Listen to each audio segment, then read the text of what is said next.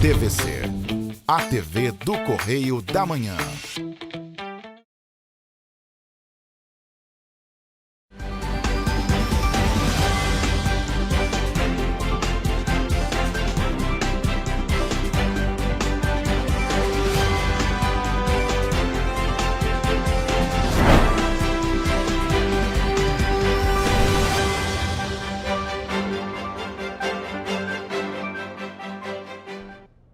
Olá, e começa agora mais um Correio Petropolitano na TV, primeira edição.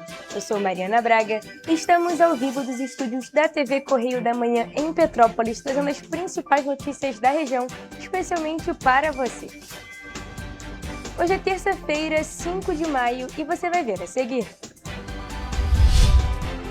Polícia Militar apreende granada após incêndio em casa em Três Rios. Homem é preso por tráfico e com grande quantidade de drogas no Retiro, em Petrópolis. 2 motos irregulares são apreendidas em Petrópolis. O governo do estado realiza mais uma fase da Operação Rastreio. Estado transfere segurança presente para a Polícia Militar. Agora, no Correio Petropolitano na TV, primeira edição.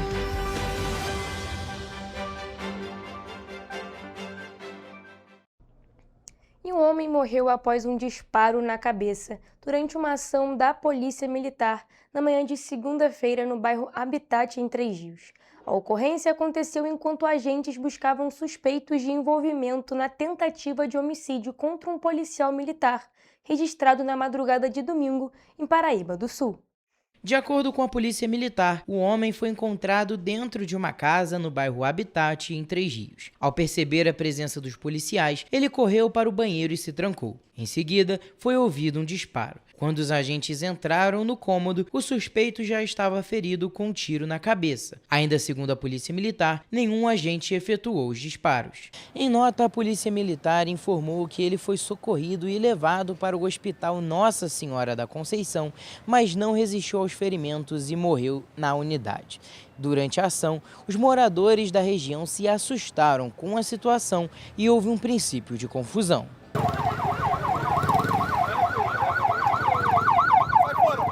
Algumas pessoas acreditaram que o disparo teria partido dos policiais. Para conter a agitação, foi utilizado um artefato de efeito moral. A ocorrência foi registrada na 108ª Delegacia de Polícia em Três Rios e a perícia foi acionada para apurar as circunstâncias do caso. E a Polícia Militar apreendeu uma granada no interior de uma casa durante atendimento de uma ocorrência de incêndio na residência no último sábado em Três Rios. Quem tem mais informações é o repórter Jonathan Joras.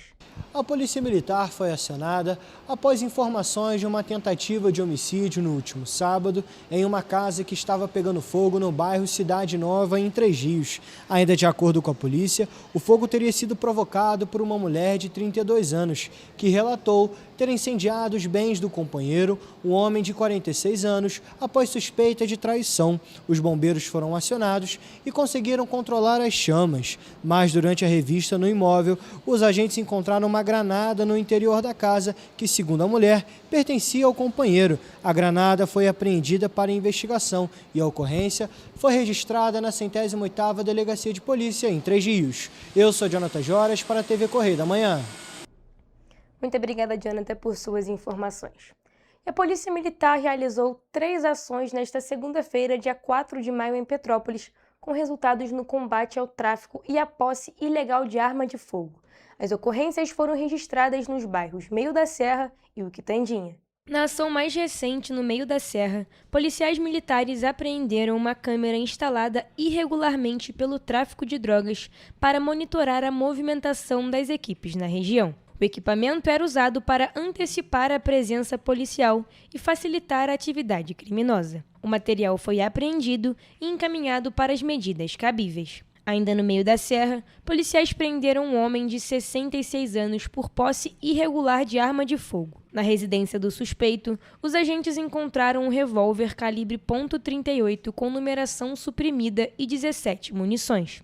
O caso foi registrado na 105ª Delegacia, onde o homem permaneceu preso com base no Estatuto do Desarmamento. Já no bairro Quitandinha, uma ação integrada dos agentes resultou na prisão de um homem e na apreensão de um menor por envolvimento com o tráfico de drogas na localidade conhecida como Arvinha.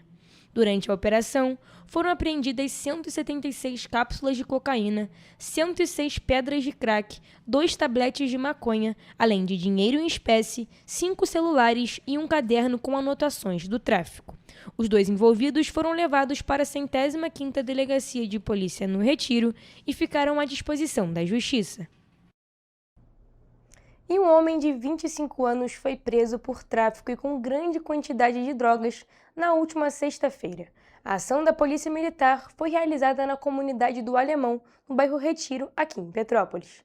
Segundo a Polícia Militar, a ação foi feita em conjunto com a Polícia Civil depois de denúncias sobre a venda de drogas e até a possibilidade de um evento irregular no bairro Retiro, em Petrópolis. No local, os agentes perceberam o momento em que o suspeito recebeu uma caixa e guardou o material em uma mochila. Ele foi abordado ao sair da comunidade. Com o homem foram encontradas 100 embalagens de crack, cerca de 484 pinos de cocaína e 2 tabletes de maconha. Ao todo, a quantidade apreendida soma mais de 3 quilos de drogas. Ainda de acordo com a polícia, o suspeito contou que levaria o material até a localidade de Pedro do Rio e que receberia um pagamento pelo transporte. Ele foi levado para a 105ª Delegacia de Polícia, também no Retiro, onde foi autuado por tráfico de drogas e permaneceu preso.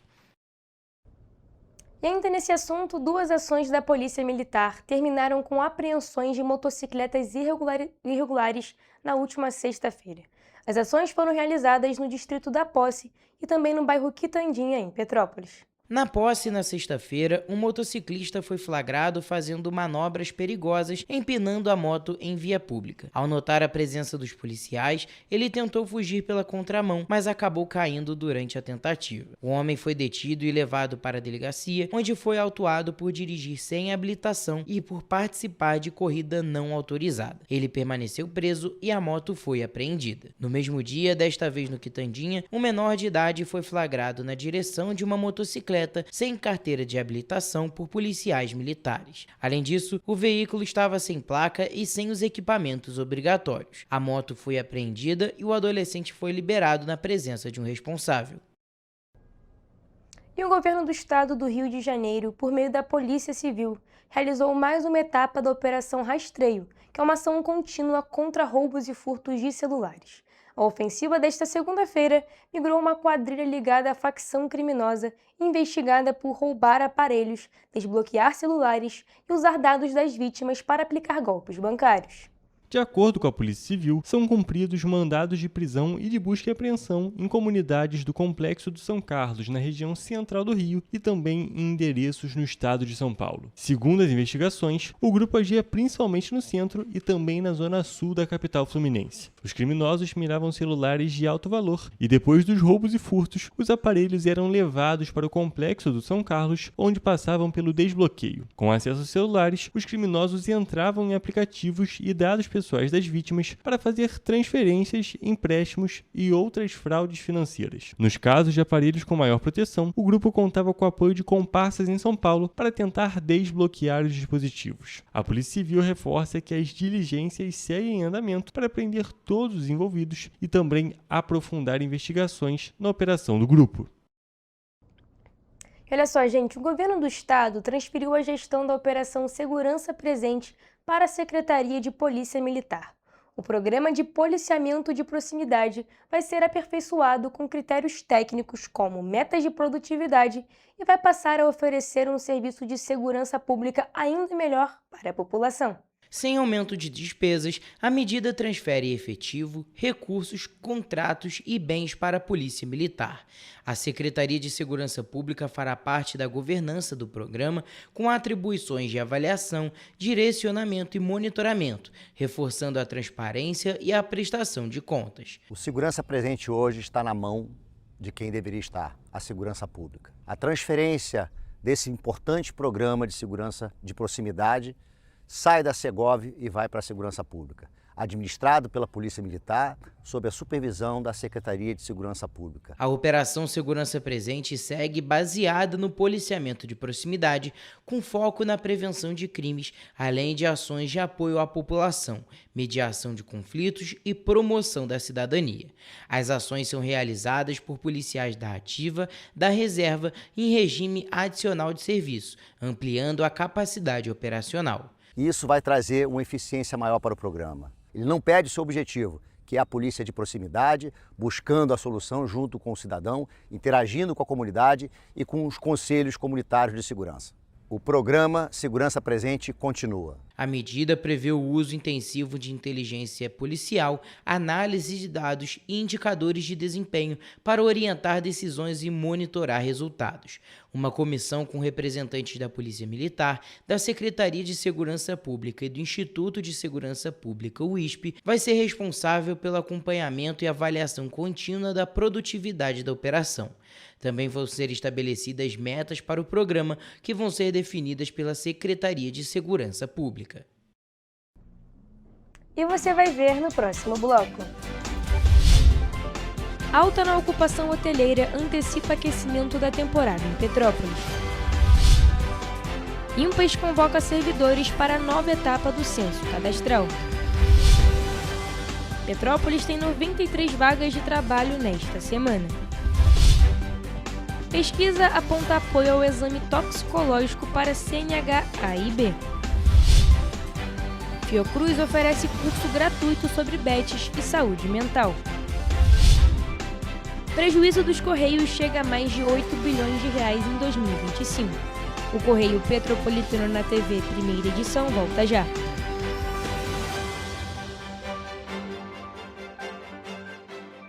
Petrópolis, uma cidade histórica, que agora tem um novo ponto de conexão. O Correio Petropolitano se renovou e leva o que de mais importante acontece na cidade, de maneira mais ágil e acessível. Acesse as notícias de Petrópolis de maneira rápida e prática, onde quer que você esteja. Fique por dentro dos acontecimentos da cidade, da política, da cultura e muito mais. Correio Petropolitano. A informação de qualidade a um clique de distância. Acesse www.correiopetropolitano.com.br.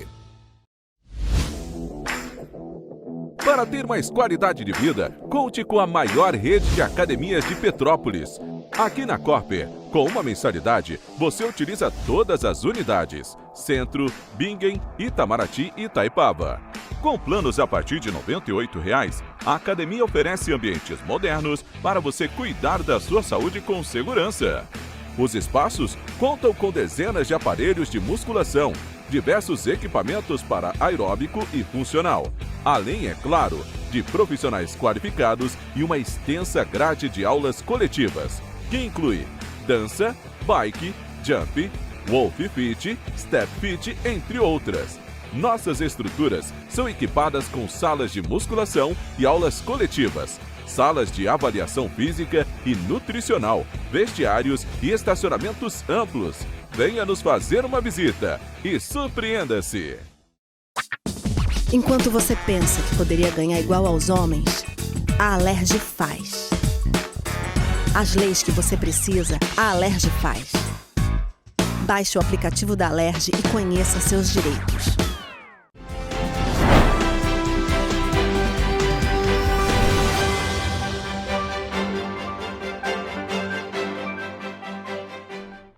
Estamos de volta.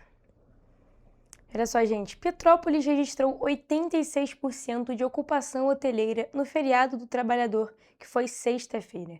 Essa alta dá sinais consistentes de um aquecimento para a temporada de inverno na cidade imperial. Além da hotelaria, o impacto é positivo no setor gastronômico. Há semanas do início oficial da temporada de inverno, o turismo em Petrópolis já dá sinais consistentes. Do feriado do trabalhador, na última sexta-feira, 1º de maio, até domingo, dia 3, a ocupação hoteleira na cidade alcançou 86%, segundo o levantamento do Petrópolis Convention e Visitors Bureau. É um aquecimento que nós falamos aí para já entrar na alta temporada prontos para poder fazer um belo trabalho com o nosso turista, né? O índice se mantém em linha com o desempenho recente do município serrano.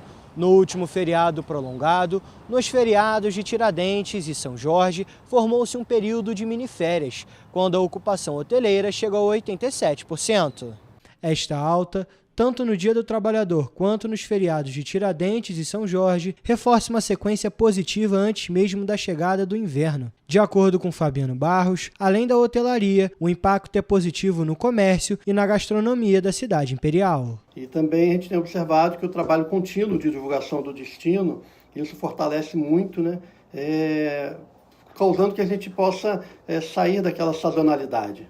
Então, assim, Petrópolis está de braços abertos para receber o nosso turista. Com clima mais ameno, programação cultural diversificada e o charme característico da Serra, Petrópolis segue se posicionando como uma das principais opções de turismo de proximidade no estado do Rio de Janeiro, especialmente em períodos de pausa mais curtos.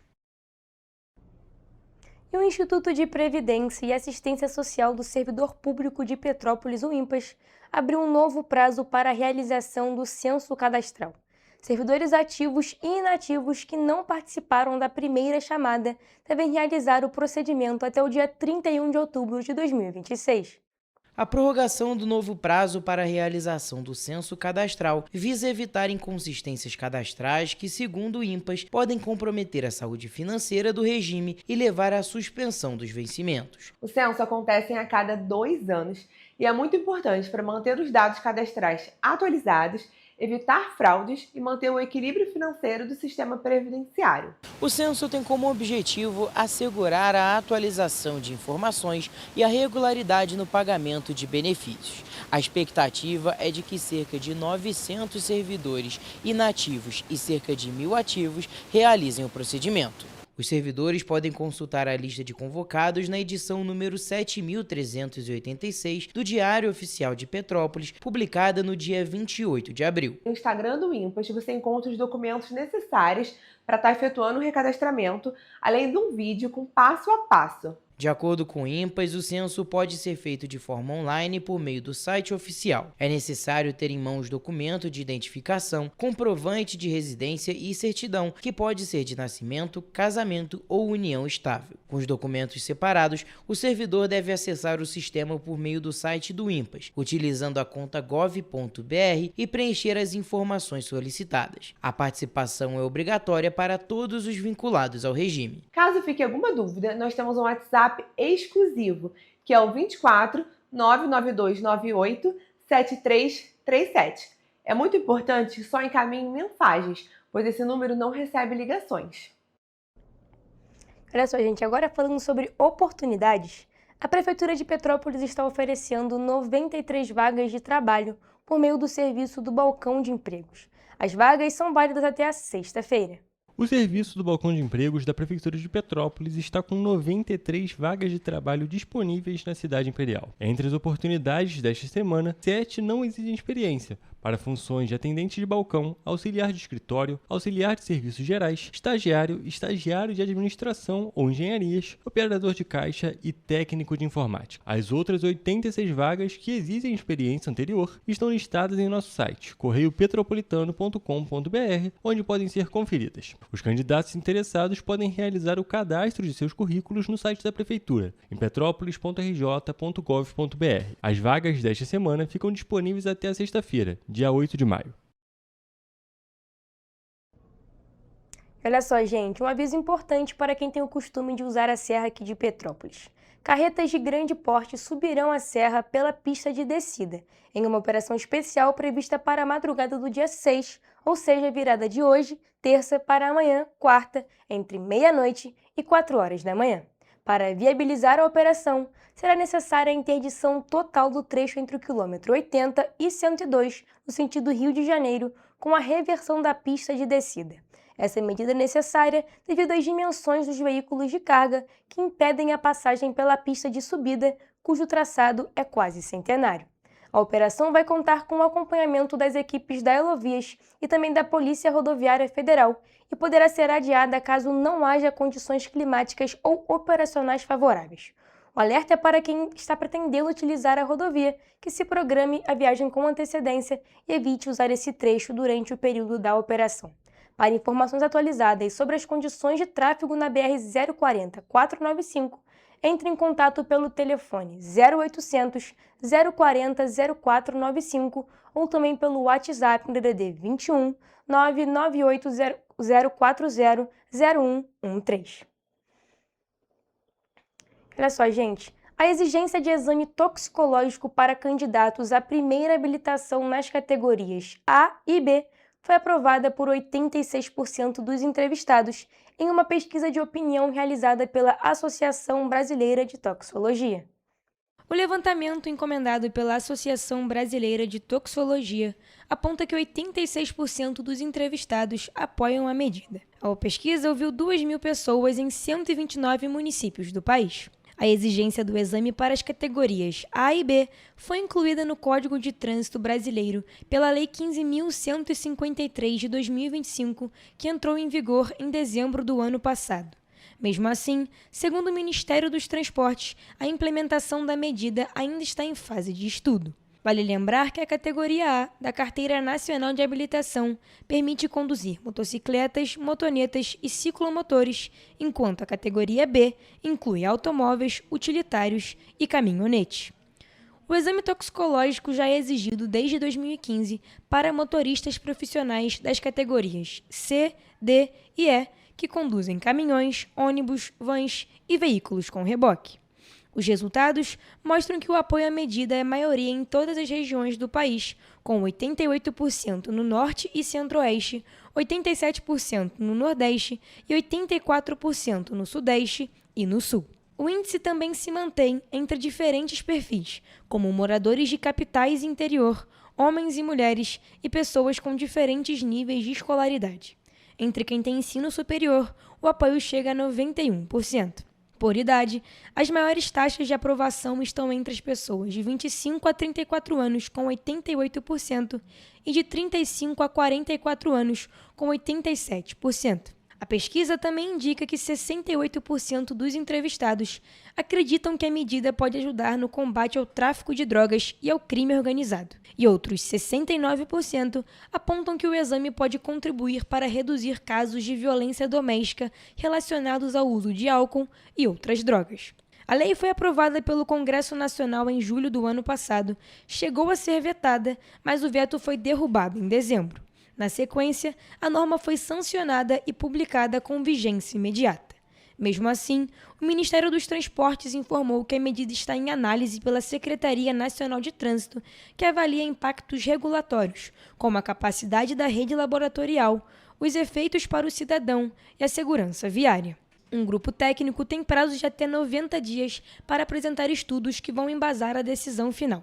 Até lá, a orientação aos Detrans é que o exame não seja exigido para a primeira habilitação nas categorias A e B. A Associação Brasileira de Toxicologia defende que a lei já pode ser aplicada com base em resoluções do Conselho Nacional de Trânsito e lembra que a exigência para motoristas profissionais teve impacto na redução de acidentes. Segundo a entidade, a medida também teria evitado prejuízos de até 74 bilhões de reais à economia relacionados a afastamentos e acidentes envolvendo motoristas sob efeito de drogas. Vale destacar que o exame toxicológico é capaz de identificar o consumo de substâncias nos últimos 6 meses em níveis extremamente baixos e, segundo especialistas, pode indicar comprometimento da capacidade de direção do motorista. E a Fundação Oswaldo Cruz, a Fiocruz de Brasília, em parceria com o Ministério da Saúde, quer qualificar profissionais da saúde para lidar com os impactos dos jogos de aposta, que são popularmente conhecidos como bets, na população brasileira. Para isso, a instituição vai ofertar um curso online para os trabalhadores da área. A Fiocruz de Brasília está com inscrições abertas até o dia 2 de junho para o curso Jogos de Aposta, Cuidado na Rede de Atenção Psicossocial, uma capacitação voltada para trabalhadores da rede de saúde de atenção psicossocial e também de atenção primária. Para participar, basta entrar no site da Fiocruz, em fiocruzbrasilia.com.br e realizar a inscrição. A Fundação está ofertando ao todo 20.000 vagas para o curso em todo o país. Estruturada em 4 módulos, a formação será ofertada na modalidade à distância e vai abordar desde o contexto histórico e os impactos contemporâneos dos jogos de aposta até estratégias de prevenção, intervenções psicossociais e fortalecimento do trabalho em rede. O conteúdo inclui atividades práticas voltadas à realidade dos serviços de saúde. Segundo a Fiocruz, a formação tem como foco o desenvolvimento de competências como identificação de comportamentos de risco, construção de projetos terapêuticos singulares, acolhimento de família e também atuação integrada no território. Os participantes que concluírem as 45 horas totais do curso vão receber um certificado digital emitido automaticamente pela plataforma da Fiocruz. E os Correios registraram um prejuízo de 8 bilhões e 500 milhões de reais em 2025, valor mais de 3 vezes superior ao verificado em 2024, quando a estatal teve resultado negativo de 2 bilhões e 600 milhões de reais. De acordo com os Correios, o resultado foi influenciado principalmente pelo provisionamento de obrigações judiciais e pelo aumento dos custos operacionais. A maior parte do prejuízo veio de processos na Justiça, que somaram 6 bilhões e 400 milhões de reais em 2025, um aumento de 55,12% em relação ao ano anterior. Esse passivo judicial é formado principalmente por ações trabalhistas, como cobranças de adicionais de periculosidade e pagamentos relacionados à atividade de distribuição e coleta externa. No mesmo período, a receita bruta dos Correios foi de 17 bilhões e 300 milhões de reais, sem considerar pagamentos devidos, representando queda de 11,35% em relação a 2024. O balanço foi publicado no Diário Oficial da União. Diante do acúmulo de prejuízos, a empresa recorreu a empréstimos e obteve um aporte total de 12 bilhões de reais, junto a bancos públicos e privados. Desde o último trimestre de 2022, os Correios apresentam resultados negativos, somando 14 trimestres consecutivos de perdas. Segundo o presidente da estatal, isso cria um ciclo vicioso que afeta a capacidade operacional e a geração de novos contratos. Vale destacar que a empresa também enfrenta dificuldade para ajustar os custos, já que a estrutura de despesas é considerada rígida e baseada em gastos fixos. O cenário negativo ocorre em meio a uma mudança estrutural no setor, com o crescimento do comércio eletrônico e a expansão de empresas de logística que passaram a operar de forma independente dos Correios. Além disso, a redução do uso de cartas, chamada de desmaterialização, também impacta as receitas. Como parte das medidas de reestruturação, a empresa abriu planos de demissão voluntária. Em 2025, 3.181 funcionários aderiram ao programa, número menor que os 3.756 registrados no ciclo anterior. A meta inicial era de 10 mil desligamentos. Os Correios também adotaram ações para reduzir custos, como renegociação de dívidas, corte de gastos com imóveis e manutenção de agências. A expectativa da diretoria é que a empresa volte a ter resultados positivos a partir de 2027, com a continuidade do plano de recuperação. Sobre a possibilidade de privatização, o presidente dos Correios afirmou que o tema não está em discussão no momento e que a decisão cabe ao governo federal. Segundo ele, o foco atual é garantir que a empresa permaneça viável e com capacidade de prestar um bom serviço. Nós vamos agora para um rápido intervalo, mas não saia daí, porque na volta temos o Correio Esportivo.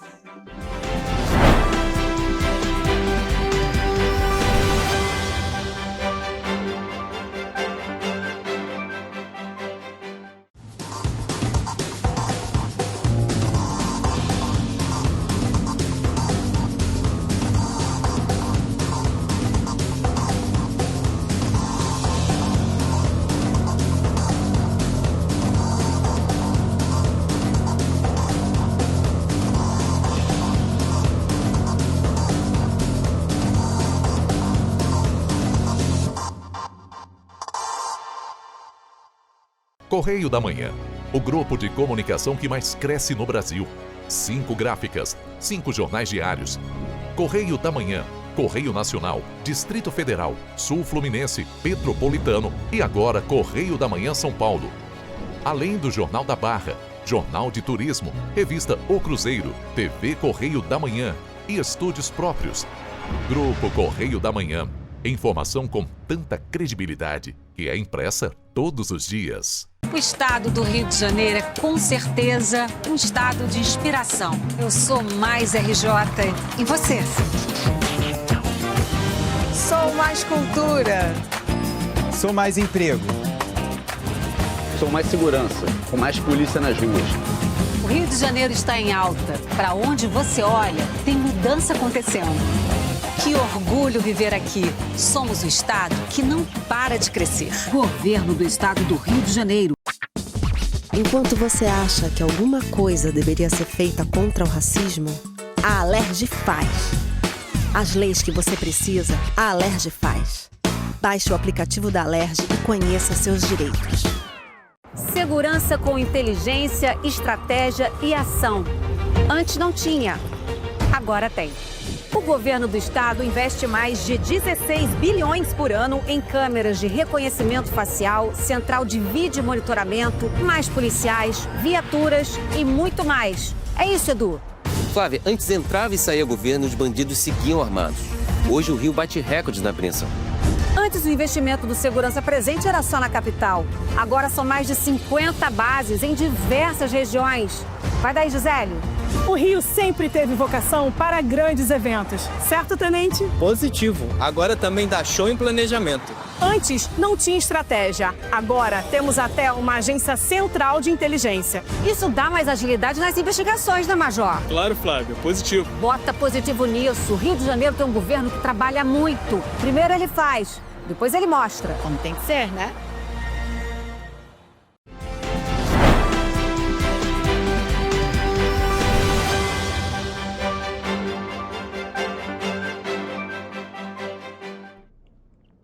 Estamos de volta.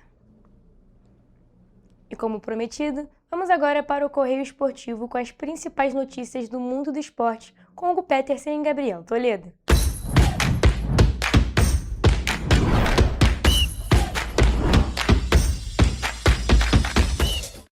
Começamos agora mais um Correio Esportivo, o momento de focar em esportes aqui na TV Correio da Manhã. Na edição de hoje vamos falar de vôlei e também de futebol. Começando a nossa edição no vôlei, o Dentil Praia Clube é o novo campeão da Superliga Feminina de Vôlei da temporada 2025-2026. O clube de Uberlândia sobrou em quadra no último domingo, na final única contra o Gerdau Minas de Belo Horizonte, no lotado ginásio do Ibirapuera, em São Paulo. Após 6 derrotas este ano para o arquirrival, o Praia cravou 3-0 e levantou a taça pela terceira vez na história do clube. Toledo, é bem interessante a gente destacar essa vitória do Praia, principalmente por conta do histórico recente, justamente contra esse rival. Então, foi o time adversário conseguiu ser superior durante toda a temporada, mas no momento que mais se importava, o Praia Clube foi superior e sagrou campeão. Exatamente, 6 derrotas é um resultado até que espanta, mas chegou na final e acabou sendo vencedor. Exatamente, Toledo. E a gente destaca, é claro, que a gente continua acompanhando a situação dos clubes de vôlei feminino e também masculino nessa reta final de temporada. E trocando de esporte, Kimi Antonelli é o cara do momento. No retorno da Fórmula 1, após uma longa pausa forçada pelos cancelamentos das etapas da Arábia Saudita e do Bahrein, o piloto da Mercedes venceu a terceira prova seguida e faturou o GP de Miami em um fim de semana conturbado nos Estados Unidos. Lando Norris e Oscar Piastri, ambos da McLaren, completaram o pódio na Flórida neste domingo. Já o brasileiro Gabriel Bortoleto terminou a prova na 12ª posição. É mais um resultado muito expressivo do Kimi Antonelli na temporada, um resultado que espanta, pela maturidade dele. Exatamente, Toledo. A gente pode destacar que ele no ano passado teve muitas questões de inconstância, falta de consistência, mas era muito relacionada justamente à idade dele, a ser uma categoria nova, período de adaptação, que existe em todos os esportes, inclusive na Fórmula 1. Mas nesse ano de 2026, ele está se colocando como um dos principais pilotos da categoria, superando inclusive o próprio companheiro de equipe George Russell, que era colocado desde o início da temporada como o grande favorito ao título. Porém, Russell ganhou uma corrida, Kimi Antonelli já ganhou 3. Então, esse favoritismo está mudando. E as McLarens que não tinham começado tão bem essa temporada conseguiram se recuperar também nessa corrida um pouco, fecharam o pódio ali junto com o Antonelli. Sem dúvida nenhuma, Toledo. Inclusive, brigaram praticamente a corrida inteira, principalmente o Lando Norris, com o Kimi Antonelli, para justamente conquistar essa primeira posição. Foram líderes por parte da prova, o Lando Norris liderou diversas voltas da corrida, porém, o Antonelli, no final das contas, saiu como vencedor. E o nosso outro destaque, é claro, é o Gabriel Bortolito, que teve algumas questões conturbadas nesse fim de semana, inclusive o carro dele pegou fogo em determinado momento do fim de semana, mas na prova ele conseguiu fazer uma corrida consistente, terminou ali em 12º colocado, não conseguiu pontuar, porém ainda assim um resultado bem positivo. Exatamente, ele não pontuou também, mas é a mesma coisa que o Antonelli, né? Um atleta muito novo, tem tudo para melhorar e criar essa casca ainda mais para as próximas etapas da Fórmula 1. Agora indo para o futebol, pela segunda rodada da Série A2 do Campeonato Carioca, o Serrano entrou em campo neste sábado no estádio Atílio Marotti e ficou no empate em 1-1 com o Olaria.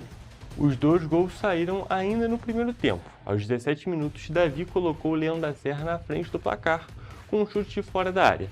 Já aos 41, o Olaria chegou ao empate, após uma cobrança de falta. Jason desviou de cabeça contra o próprio gol, sem chances para o goleiro Lucão. E a Toledo, a gente tem que destacar aqui, infelizmente o Serrano não conseguiu ganhar, não conseguiu embalar uma sequência de vitórias, porém, ainda assim, resultado importante, é claro, é muito importante conseguir pontuar na Série A2 e nessa briga pelo acesso. Exatamente, o Serrano ainda conseguiu fazer um jogo muito positivo, porque teve um expulso, jogou grande parte do segundo tempo com um jogador a menos e ainda conseguiu se sobressair em cima do time do Olaria. Acabou que teve um azar ali no gol deles, foi um gol desviado pelo Jason que deixou o Lucão sem ter o que fazer, mas por um outro lado o Serrano também marcou um golaço do Davi, um chutão de fora da área.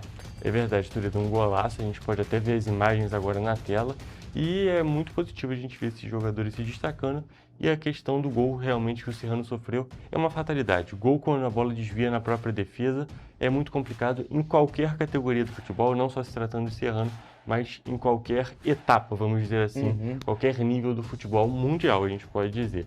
E, Toledo, a gente também tem que destacar que a gente teve algumas polêmicas nesse jogo, né? Exatamente, a arbitragem não estava com os critérios muito parecidos, parecia que o árbitro, na verdade, ele parava o jogo quando não tinha que parar, às vezes não dava vantagem, às vezes dava falta onde não tinha, dava cartão onde nem tinha falta, a arbitragem pecou bastante nesse jogo. E outro jogo ficou empatado, desta vez na elite do Campeonato Brasileiro, na tarde do último domingo. O Flamengo empatou com o Vasco por 2-2 no Maracanã pelo Campeonato Brasileiro. E o time rubro-negro foi superior durante praticamente toda a partida e abriu 2 gols de diferença. Mas no final do jogo, as mudanças de Leonardo Jardim não mantiveram a intensidade e veio o empate do Gigante da Colina. Toledo, a gente pode destacar alguns pontos desse jogo aqui. Realmente foi um vacilo muito grande do time do Flamengo, porém, eu diria que o Vasco reagiu bem a esse jogo. Eu diria que foi um bom jogo do time do Vasco, apesar do Flamengo ter muito mais a bola durante praticamente toda a partida. O Vasco ainda assim no primeiro tempo criou muitas oportunidades, pecou muito por conta dos jogadores que estavam na ataque. O Brenner também teve um destaque pelo azar, né? Exatamente, ele errou domínio dentro da pequena área, ele teve lance que eram 3 jogadores do Vasco contra 2 do Flamengo, que ele chutou com a perna ruim. Teve um lance que o Varela tirou dele no último segundo também. Exatamente, então assim, foram muitos lances complicados envolvendo ali o ataque do Vasco, mas a atuação do Vasco em si foi bem positiva, principalmente levando em consideração que deu margem para esses azares dos jogadores. E eu diria, inclusive, que se não fosse por conta dessa ineficiência do ataque do Vasco, o time teria a chance de ter saído, pelo menos com um empate do primeiro tempo. Aí a gente chega na segunda etapa, o Vasco consegue continuar se colocando dentro do jogo, o Flamengo foi superior em muitos momentos, mas nunca teve aquele verdadeiro amasso nessa partida. Foi aquela dominância devagarzinho, como mantendo a posse de bola, que não deixa o Vasco atacar, né? Foi muito mais uma questão de posse de bola do que dominar a ação do jogo, a ação ofensiva. Mas aí, seguindo na partida, aí a gente tem o ponto capital desse jogo, que eu acho que é o pênalti que o Paulo Henrique comete, que ele é uma bobeira muito grande dele. Muito sem querer, né? Muito sem querer, mas 100% pênalti, não tem nem discussão, ele realmente pisa no pé do Pedro.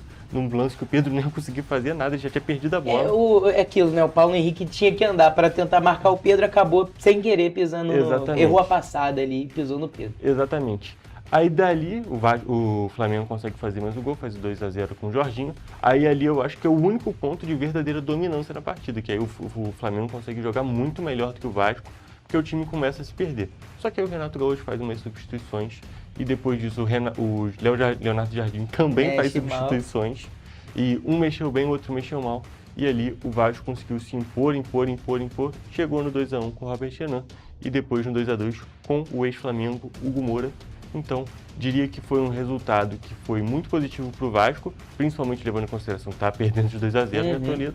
E para o Flamengo foi muito negativo, porque estava ganhando de 2-0. E diria, inclusive, Toledo, que se tivesse mais jogo, a chance do Vasco conseguir a virada era grande. O psicológico ali parecia que estava um pouquinho afetado. E assim, um destaque negativo do Leonardo Jardim, na minha visão, é ele ter colocado o Wallace, que já não jogava faz um tempinho, entrou muito mal, parecia que estava com preguiça, de verdade. O Plata estava sentindo, porque o Flamengo não tinha mais substituição, ele não estava aguentando mais em pé, e ele estava pressionando, e o Wallace tinha acabado de entrar e estava correndo igual um todo doido. Exatamente, a gente até pode destacar que o próprio cruzamento que sai o gol do Hugo Moura é um cruzamento que o Cuesta faz e o marcador dele era o Wallace, que não fez pressão nenhuma. Também no domingo, em um jogo de pouca inspiração, o Fluminense foi derrotado e aumentou a pressão antes de decidir a vida na Libertadores. O tricolor jogou mal e perdeu para o Internacional por 2-0. É mais um resultado negativo nessa sequência do Fluminense e agora vai para a Libertadores bem mais pressionado, né? Sem dúvida nenhuma, muita pressão nesse jogo que vai decidir a vida do Fluminense na Libertadores. O tricolor já pode ser praticamente eliminado caso perca esse jogo, então o time tem que abrir muito o olho. E a torcida está começando a chiar com o técnico Zubeldia, que era o Guardiola do Brasil até um mês atrás, mas agora já vi até torcedor pedindo a demissão. Não acho que seja o caso de demissão do técnico de maneira alguma. É aquele imediatismo, né? O Fluminense ainda é o terceiro colocado do Campeonato Brasileiro, com um time que não está nos padrões dos primeiros 2 colocados. Então, assim, eu acho que o torcedor Fluminense tem que ter um pouco mais de calma. Instabilidades acontecem e má fase também acontece, né, Toledo? Todos os times têm má fase. Se a gente for lembrar até um caso mais recente, Felipe Luiz, no ano passado, em 2025, foi campeão do Campeonato Brasileiro e da Libertadores, também teve essas inconsistências, sequências ruins de resultados. Acontece, é impossível. É muito, na verdade, aí pode até acontecer, claro, mas é muito difícil um time manter uma consistência de vitórias, de invencibilidade por muito tempo, principalmente aqui no Campeonato Brasileiro, que é muito mais disputado. Exatamente, né? Já diria o Guga, se ganhasse todos os jogos não teria graça. Já no sábado, o Botafogo perdeu de virada para o Remo por 2-1 no estádio Newton Santos. Ferrarese abriu o placar para o Alvinegro, mas Aleph Manga e Jajá viraram para os visitantes no segundo tempo.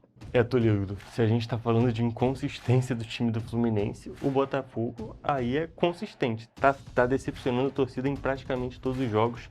A situação que parecia ter se organizado ali com a chegada do Franklin Carvalho no comando, no final das contas era só uma ilusão. Exatamente, o Botafogo estava vindo de resultados muito positivos, mas perdeu um jogo que não era para perder, principalmente levando em consideração o elenco do Remo, que é um elenco muito abaixo, acabou de subir para a Série A. E é aquilo, o Botafogo vacilou e perdeu, vamos botar 3 pontos que seriam muito importantes nessa situação, nesse momento. Sem dúvida nenhuma, Toledo, a gente pode ver os gols agora, inclusive o gol do Aleph Manga, que é um verdadeiro golaço, ele acerta um chute de rara felicidade aí contra o Botafogo. E para finalizar a nossa edição de hoje, a gente, é claro, tem um outro tópico que é muito voltado à questão do futebol, porém é um pouco diferente. A gente está aqui com o álbum da Copa desse ano de 2026 e vou mostrar um pouquinho para vocês, falar um pouco sobre esse álbum de figurinha, é claro, essa cultura das figurinhas. Hugo, agora a gente está com um álbum aqui, o álbum tá muito bonito, mais um álbum que é muito importante nessa cultura, principalmente aqui no Brasil, né? É um momento de união e de celebração entre todas as pessoas aqui no país, né? Exatamente, Toledo. A gente pode folhear aqui as páginas do álbum e chegar aqui na parte do Brasil. Inclusive, esse álbum aqui não tá com nada colado, mas é coisa pro futuro. E a gente pode destacar aqui diversos jogadores que estão no álbum, não estão e não vão estar na Copa do Mundo, inclusive o Rodrigo, que está lesionado. Esse já é certo. Exatamente, a gente tem uma série de coisas que a gente pode trazer e pode comentar Porque esse álbum é bem interessante porque mostra aqueles jogadores que estão mais próximos da Copa, vamos dizer assim. Alguns deles, como o próprio Rodrigo, não vão estar por conta de lesão, mas outros já são quase certeza, como por exemplo Vinícius Júnior, Matheus Cunha, que são os grandes jogadores dessa Copa do Mundo, não é mesmo? Exatamente, Hugo. E a gente pode levar sempre em consideração que fazer um álbum em família é um dos momentos mais legais da Copa do Mundo. É aquele momento de união. É bom sempre também guardar um dinheirinho para fazer o álbum. E é um momento que lembra, é um momento nostálgico, né? Lembra a nossa infância ali, principalmente ali na Copa de 2014, quando a gente era mais novo, montava o álbum em família. Era um momento muito legal que a gente tinha com os nossos pais. Sem dúvida nenhuma, Toledo. E a gente tem que destacar também que aqui nessa parte final do álbum, a gente tem a parte justamente dos campeões do mundo. A gente tem a figurinha especial de cada seleção que foi campeã. E a gente fica aqui na torcida, né? Pro álbum de 2030, para que a gente tenha mais uma figurinha do Brasil, a 6ª figurinha, né? Já somos um país com mais figurinhas e a gente, é claro, quer mais uma, porque o Brasil é o país de futebol, né, Toledo? Exatamente. Hugo, infelizmente, nosso tempo acabou, mas é claro, a gente volta na próxima edição do Correio Esportivo. Um beijo. É isso, gente. Até a próxima. Tchau, tchau.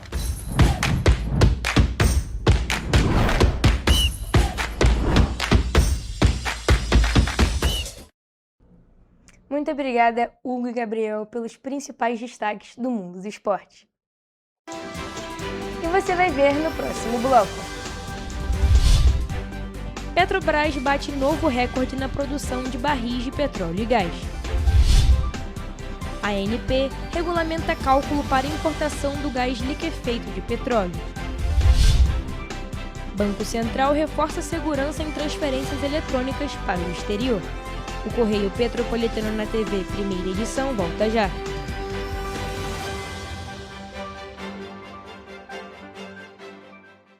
Antes, aqui no Rio, não tinha o devido cuidado com o meio ambiente. Agora tem. O governo do estado está despoluindo a Baía de Guanabara. E com obras de saneamento e ecobarreiras, devolveu as praias do Flamengo e Glória limpas e próprias para o banho. É isso, Edu? E tem mais. Antes o Rio não tinha combate ao desmatamento e nenhum programa de reflorestamento. Agora, o governo do estado fez a recuperação do ecossistema florestal e marinho. Gisélia, com você. Você lembra o que acontecia aqui quando chovia? Aqui, ó, alagava tudo. Agora, o governo do estado investiu mais de 800 milhões no Limpa Rio e limpou 3.000 quilômetros de rios, córregos e canais em todo o estado, evitando assim o impacto das chuvas. O Rio tem um governo que trabalha muito. Primeiro ele faz, depois ele mostra. Como tem que ser, né? Enquanto você imagina que poderia rolar desconto na conta de luz, a Alerj faz. As leis que você precisa, a Alerj faz. Baixe o aplicativo da Alerj e conheça seus direitos.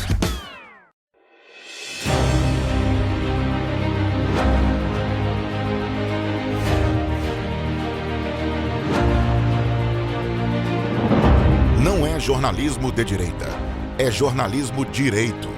Correio Petropolitano. Tudo que seu jornal não deveria ter deixado de ser. Todos os dias, em uma banca perto de você.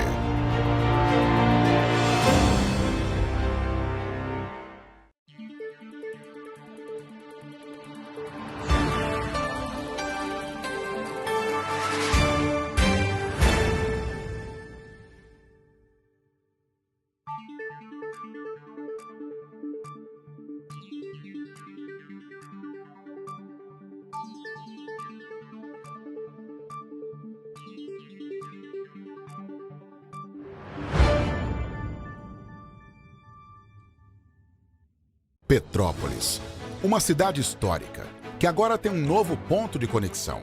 O Correio Petropolitano se renovou e leva o que de mais importante acontece na cidade, de maneira mais ágil e acessível. Acesse as notícias de Petrópolis de maneira rápida e prática, onde quer que você esteja. Fique por dentro dos acontecimentos da cidade, da política, da cultura e muito mais. Correio Petropolitano. A informação de qualidade a um clique de distância. Acesse www.correiopetropolitano.com.br.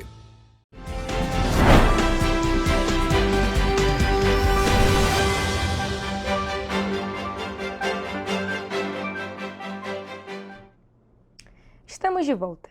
E a produção média de óleo líquido de gás natural da Petrobras alcançou a marca recorde no primeiro trimestre agora de 2026. De acordo com a estatal, no período, a empresa extraiu 3.230.000 barris de óleo por dia. O número é 3,7% superior ao quarto trimestre de 2025 e 16,1% acima do primeiro trimestre do ano passado, em razão principalmente do aumento da produção dos navios flutuantes de produção, armazenamento e transferência P-78. Vale destacar que nesse trimestre entraram em operação 10 novos poços produtores. As plataformas do Campo de Búzios alcançaram no primeiro trimestre deste ano o recorde de produção diária operada de 1,037 milhão de barris de óleo no dia 20 de março e recorde de exportação de gás de 12,4 milhões de metros cúbicos no dia 25 de março. Já a produção do Campo de Mero superou a marca histórica de 700 mil barris de petróleo em um único dia. O resultado foi alcançado pela entrada em operação de mais um posto interligado ao FPSO Alexandre de Gusmão. As plataformas da Bacia de Santos também alcançaram recorde diário de exportação de gás, de 44,8 milhões de metros cúbicos no dia 28 de março. E vamos agora para a previsão do tempo.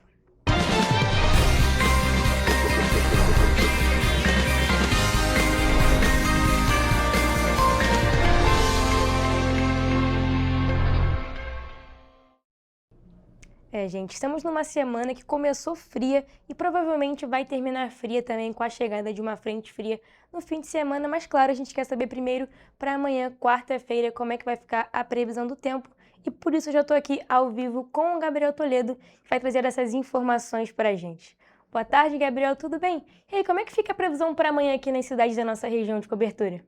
Boa tarde, Mariana. Boa tarde a todos que estão nos assistindo. Como você disse, tem essa expectativa ao longo da semana, mas já adianto aqui que para amanhã tem previsão de chuva, apenas em 2 cidades da nossa região de cobertura, um pouco diferente do que estava sendo esperado para hoje. Mas olha, a gente começa a nossa previsão em Nova Friburgo, onde esta quarta-feira vai ser de um dia ensolarado com nevoeiro ao amanhecer. As nuvens aumentam à noite e os termômetros variam entre a mínima de 14 e a máxima de 23 graus.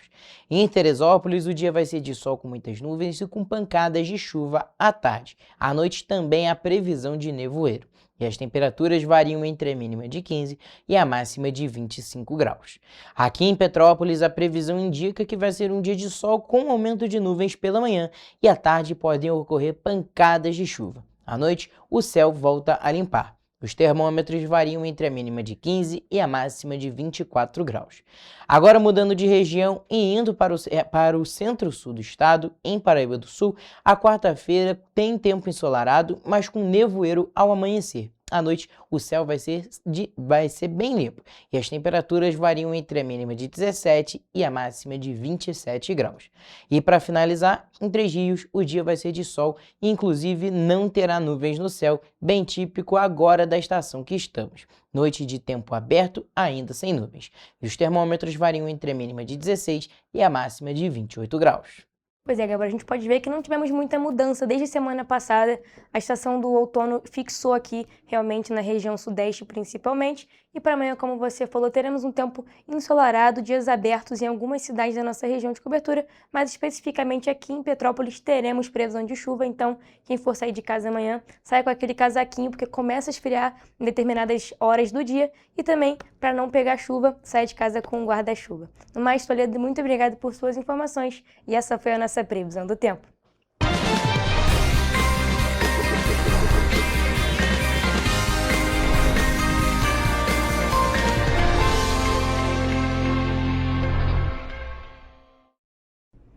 Pessoal, a gente fica por aqui, mas mais notícias e informações você encontra nos nossos telejornais, além do nosso site em correiopetropolitano.com.br e as nossas redes sociais, o Facebook, TV Correio da Manhã e os nossos Instagrams, @Correio Petropolitano e @TV Correio da Manhã. Siga a gente para se manter sempre informado. E olha, a participação de vocês através do envio de denúncias é muito importante. E vocês podem nos enviar essas denúncias através do nosso e-mail em tvccorreiodamanhã@gmail.com ou também para o nosso WhatsApp no DDD 24 992 48 3167. O Correio Petropolitano na TV primeira edição fica por aqui, mas amanhã a gente tá de volta. Eu espero por vocês a partir de 13h. Temos um encontro marcado. Até lá!